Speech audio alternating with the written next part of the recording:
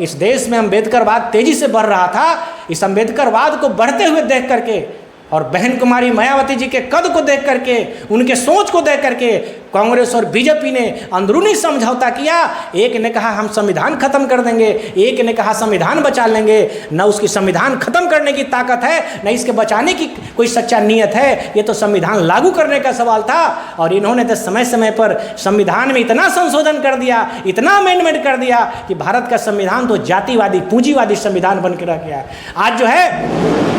आज देश के लोग, प्रदेश के लोग दर दर की ठोकरें खा रहे हैं। जुल्म जाति चरम सीमा पर है, चाहे सरकार आरजेडी की हो, चाहे कांग्रेस की हो, चाहे बीजेपी की हो, चाहे जेडीयू की हो, चाहे सरकार जिसकी भी हो, लेकिन अपमानित और प्रताड़ित तो अति पिछड़ा और पिछड़ा समाज और दलित समाज और मुस्लिम समाज को होना पड़ता है। मेरे सम्मानित साथियों, अगर वास्तव में इस देश में अगर अमन चैन शांति चाहते हैं, अगर परम पूज्य बाबा साहेब के सपनों का भारत चाहते हैं, अगर सम्राट अशोक के विचारों का भारत चाहते हैं, तो निश्चित रूप से आदरणीय बहन कुमारी मायावती जी जो बहुजन मूवमेंट के आइकॉन है, बहुजन मूवमेंट की एकमात्र नेता है आदरणीय बहन जी, और उस बहुजन मूवमेंट का उत्तराधिकारी एक युवा पढ़ा लिखा सूझबूझ वाला, काफ़ी वेल क्वालिफाइड, वेल मेंटेन और वेल पर्सनालिटी हमारे आकाश आनंद जी को बहन जी बनाई है। तो बाबा साहेब डॉक्टर भीमराव अंबेडकर इस पिछड़ों को, महिलाओं को, सभी समाज के महिलाओं को, इस देश के ओबीसी समाज के लिए जब संसद भवन में, जब पार्लियामेंट हाउस में कानून मंत्री की हैसियत से जब समानता की बात किए, सबको देश के सारी चीज़ों में, प्रॉपर्टी में समान भागीदारी की बात किए, तो इसी कांग्रेस कंपनी ने बाबा साहेब की बात को नहीं माना, जिसका नतीजा हुआ कि परम पूज्य बाबा साहेब अपने को अपमानित महसूस किए और अपमानित महसूस करके कानून मंत्री पद से इस्तीफा दे दिए। यही कांग्रेस है जो बाबा साहेब को पग पग रोकने का काम किया। आप लोग उसके और पहले चले साइमन कमीशन की जो रिपोर्ट जब बाबा साहेब तैयार कर रहे थे, उस समय भी कांग्रेस एंड कंपनी के लोगों ने, हम पिछड़े समाज के लोगों में जा कर के लोगों को गुमराह करने का काम किया कि अंबेडकर की बात को नहीं मानना है, अंबेडकर की बात को अगर मानोगे तो आप लोग को भी अंबेडकर अछूत बना देगा। आप बड़े समाज के लोग हैं, जादव को गुमराह किया, कुर्मी को गुमराह किया, कुशवाहा समाज को गुमराह किया, नुनिया चौहान को, मलाह को, बिंद को, बेलदार को, इस देश के तेली तमोली तमाम जातियों की इस कांग्रेस एंड कंपनी के लोगों ने गुमराह किया। और जो शेड्यूल कास्ट की और शेड्यूल ट्राइब कास्ट की जो सूची बन रही थी, आरक्षण की जो सूची बन रही थी, उस सूची से हमें वंचित करा करके फर्जी जनेऊ पहना करके बड़ा बनाने का अभियान चलाया हमारे इस कांग्रेसी नेताओं ने। तो हम SC ST के जो सुविधा, जो आरक्षण का सुविधा मिलना चाहिए, उससे हम वंचित हो गए। लेकिन धन्य है परम पूज्य बाबा साहेब डॉक्टर BR अम्बेडकर, जब बाबा साहेब को भारत का संविधान लिखने का मौका मिला तो परम पूज्य बाबा साहेब ने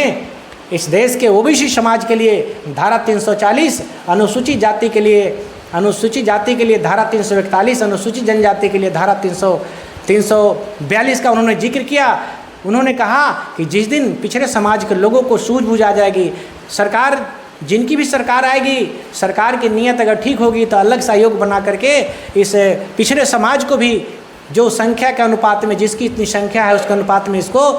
समुचित भागीदारी मिले जाएगी। शिक्षा के क्षेत्र में, राजपाट के क्षेत्र में, हर मामले में इसके उत्थान के लिए भागीदारी सुनिश्चित की जाएगी।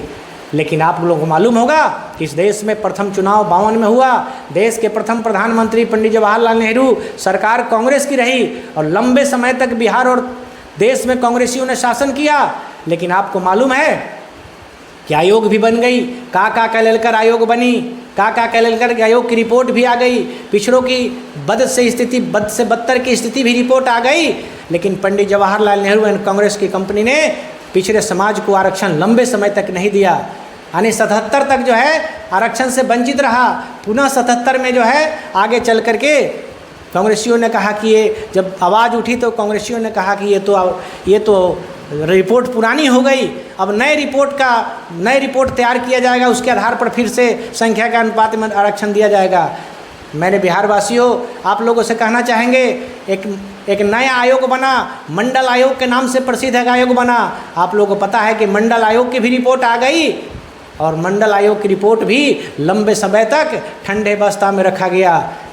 ठंडे बस्ता में मंडल आयोग की रिपोर्ट रखी गई। 77 में मोरारजी देसाई की सरकार आ गई, कांग्रेसियों ने बहना बया कि अब मैं क्या करूं। लेकिन आप लोगों को पता है कि जब 90 में, जब 89 में चुनाव हुआ, जब प्रधानमंत्री वीपी सिंह बने, तो उस समय हमारे पार्टी के आदरणीय बहन जी सहित 3 सांसद थे और तीनों सांसद के सहयोग से वीपी सिंह की सरकार बनी। अब आदरणीय वीपी सिंह ने मानवर कांसी राम साहब से अपना समर्थन मांगा सरकार बनाने के लिए। मानवर कांसी राम साहब ने शर्त रखा कि वीपी सिंह साहब मैं आपको समर्थन दूंगा, लेकिन पहला मानवर कांसी राम साहब और बहन कुमारी मायावती जी ने पहला प्रस्ताव रखा कि इस देश में लंबे समय से ओबीसी को आरक्षण से वंचित रखा गया है। काका कैलेलकर की रिपोर्ट नहीं लागू हुई, मंडल आयोग की रिपोर्ट भी अभी तक लागू नहीं हुई। अगर आप सरकार को समर्थन हम देंगे, आप सरकार में आएंगे, तो पहला काम है कि मंडल आयोग की सिफारिश को पिछड़े समाज जो लंबे समय से आरक्षण से वंचित है उसे लागू करना होगा। दूसरा प्रस्ताव मानवर कांसी राम साहब ने, बहन कुमारी मायावती जी ने रखा कि इस देश के संविधान निर्माता परम पूज्य बाबा साहेब डॉक्टर भीमराव अम्बेडकर को भारत रत्न की उपाधि देना पड़ेगा। जो लंबे समय तक कांग्रेस की सरकार रही, लेकिन परम पूज्य बाबा साहेब डॉक्टर भीमराव अम्बेडकर को भारत रत्न की उपाधि नहीं दिया। इन तमाम बातों को लेकर वीपी सिंह को समर्थन दिया गया, लेकिन वीपी सिंह समर्थन लेकर के स्वीकार कर लिए कि मंडल कमीशन भी मैं लागू करूंगा और परम पूज्य बाबा साहेब डॉक्टर भीमराव अम्बेडकर को मैं भारत रत्न की उपाधि दूंगा। लेकिन आप लोगों को पता है, मंडल कमीशन की भी सिफारिश को लागू कराने के लिए और बाबा साहेब भीमराव अम्बेडकर को भारत रत्न की उपाधि दिलाने के लिए 45 दिन तक मानवर कांसी राम साहब को बोट क्लब मैदान में धरना प्रदर्शन करना पड़ा। 4200 किलोमीटर साइकिल चलाना पड़ा। 3000 से ज़्यादा छोटी छोटी जनसभा करना पड़ा। मानवर कांसी राम साहब और बहन कुमारी का, मायावती जी का नारा था कि जो पिछड़ों की बात करेगा वह दिल्ली पर राज करेगा, जो मंडल कमीशन की रिपोर्ट लागू करेगा वह दिल्ली पर राज करेगा। वीपी सिंह को उन्होंने हरकाया, कहा कि मंडल कमीशन लागू करो वरना गद्दी खाली करो। इन तमाम मुद्दों के साथ मानवर कांसी राम साहब ने आंदोलन चलाया। अंत में 45वां दिन इस देश के उप प्रधानमंत्री की हैसियत से थे चौधरी देवीलाल ने मानवर कांसी राम साहब से संपर्क किया और कहा कि मानवर कांसी राम साहब, जो लड़ाई हम पिछड़े समाज को लड़नी चाहिए, ये आरक्षण की लड़ाई पिछड़ों की लड़ाई थी, और आप धन्य हैं, आप शेड्यूल कास्ट चमार के बेटा होकर के आप जो है ये पिछड़े की लड़ाई लड़ रहे हैं। ये लड़ाई तो आप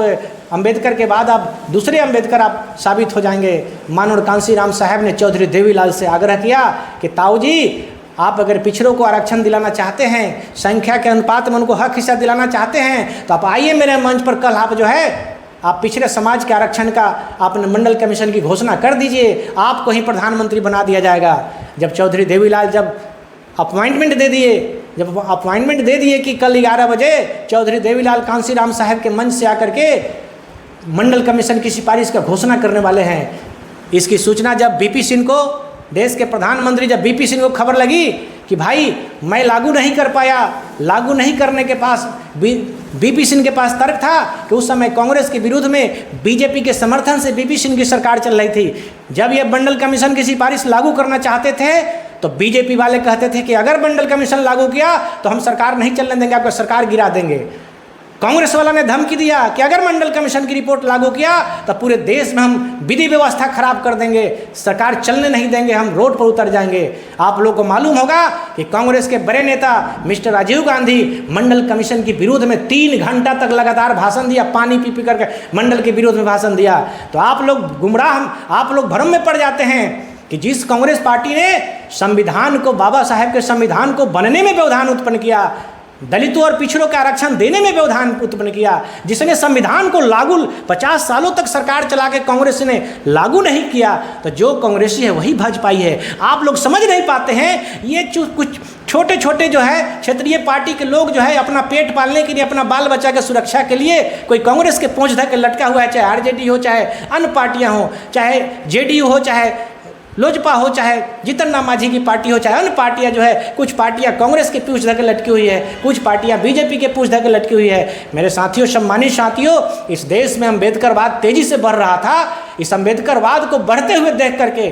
और बहन कुमारी मायावती जी के कद को देख करके, उनके सोच को देख करके कांग्रेस और बीजेपी ने अंदरूनी समझौता किया। एक ने कहा हम संविधान खत्म कर देंगे, एक ने कहा संविधान बचा लेंगे। न उसकी संविधान खत्म करने की ताकत है, न इसके बचाने की कोई सच्चा नीयत है। ये तो संविधान लागू करने का सवाल था। और इन्होंने तो समय समय पर संविधान में इतना संशोधन कर दिया, इतना अमेंडमेंट कर दिया कि भारत का संविधान तो जातिवादी, पूंजीवादी संविधान बन के रह गया। आज जो है,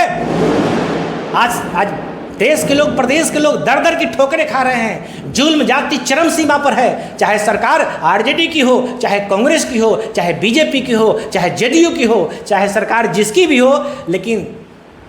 अपमानित और प्रताड़ित तो अति पिछड़ा और पिछड़ा समाज और दलित समाज और मुस्लिम समाज को होना पड़ता है। मेरे सम्मानित साथियों, अगर वास्तव में इस देश में अगर अमन चैन शांति चाहते हैं, अगर परम पूज्य बाबा साहेब के सपनों का भारत चाहते हैं, अगर सम्राट अशोक के विचारों का भारत चाहते हैं, तो निश्चित रूप से आदरणीय बहन कुमारी मायावती जी जो बहुजन मूवमेंट के आइकॉन है, बहुजन मूवमेंट की एकमात्र नेता है आदरणीय बहन जी। और उस बहुजन मूवमेंट का उत्तराधिकारी एक युवा, पढ़ा लिखा, सूझबूझ वाला, काफ़ी वेल क्वालिफाइड, वेल मेंटेन और वेल पर्सनालिटी हमारे आकाश आनंद जी को बहन जी बनाई है। तो सबसे पहले तो आदरणीय बहन जी का हम धन्यवाद देते हैं, उनका आभार प्रकट करते हैं कि आपने ये इस 140 करोड़ जो देश की आबादी है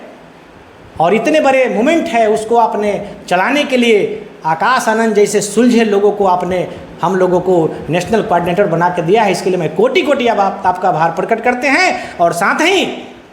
आदरणीय श्री आकाश आनंद जी को भी मैं अपने तरफ से भी और